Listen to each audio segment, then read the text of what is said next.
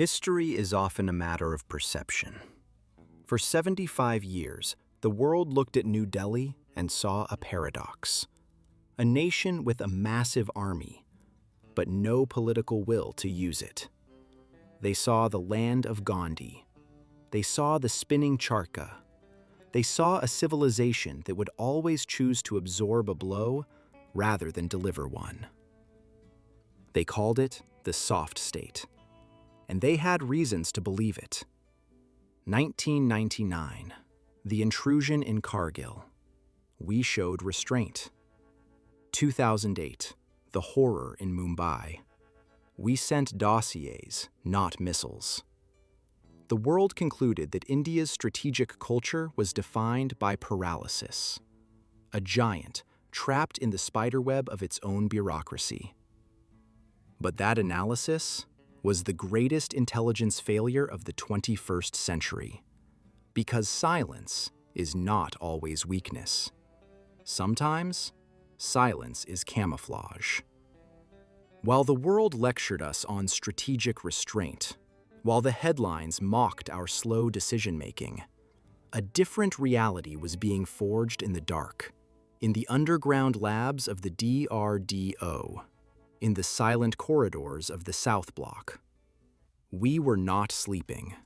We were building the physics of total annihilation. The camouflage is now over.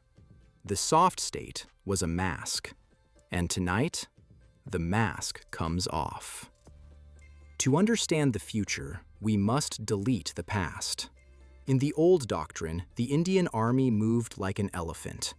Massive strike corps stationed deep inside central India. It took 3 weeks to mobilize them to the border. 3 weeks gave the world time to intervene. That timeline has been erased. Enter the IBG, the Integrated Battle Group.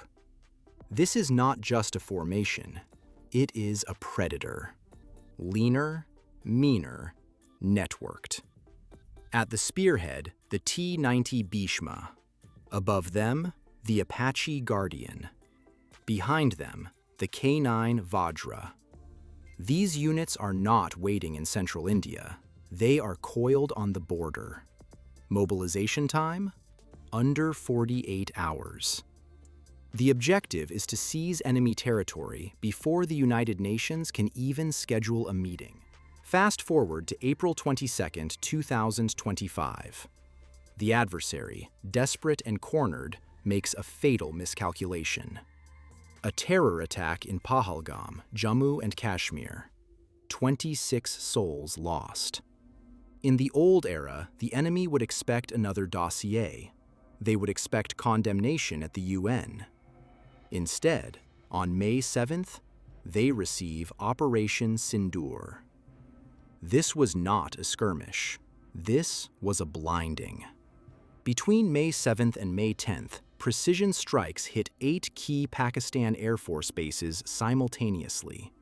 At PAF base Bolari in Jamshoro, the pride of their new fleet, 4 BrahMos missiles slammed into the hangar. The target? Their Swedish origin Saab 2000 AEW&C. $300 million of surveillance technology turned to ash in seconds. The Sindh chief minister confirmed the loss of 6 personnel. But the real loss was their eyes. At PAF base Sargodha, the Central Air Command, the elite F-16 and JF-17 squadrons were grounded. Satellite imagery confirmed extensive destruction to the runways. The City of Eagles was caged. Nur Khan base, damaged. PAF Murid, the drone fleet, neutralized. Pasrur, Sialkot, Chunian, Lahore. The radar sites went dark. In 72 hours, Operation Sindoor stripped the adversary of its aerial shield. The world was in shock. Why was the retaliation so disproportionate? The answer came on May 15th. After the smoke had cleared, New Delhi publicly revealed the shift that had already taken place. The statement was absolute. Any terror attack on Indian soil is no longer a law and order issue. It is an act of war. The adversary froze. They realized the game had changed forever. The gray zone of proxy war was gone. They were now technically at war. Now, place yourself in the enemy's bunker. The date is May 16th. Their eyes at Bolari are blind. Their wings at Sargodha are broken. And because of the new doctrine, they know the Indian IBGs are coming not just to punish, but to finish the war. Panic fractures the chain of command.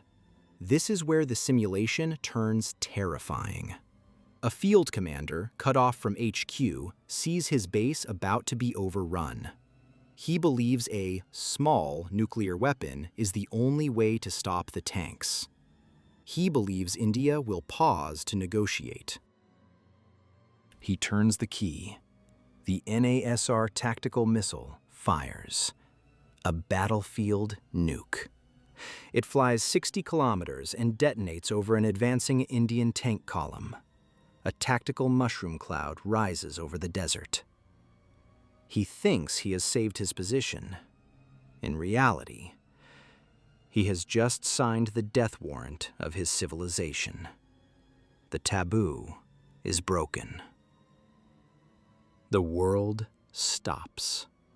Global leaders scream for restraint, but the world does not understand the new software. The signal reaches the Nuclear Command Authority. Inside the bunker, there is no debate about proportionality. There is only the doctrine.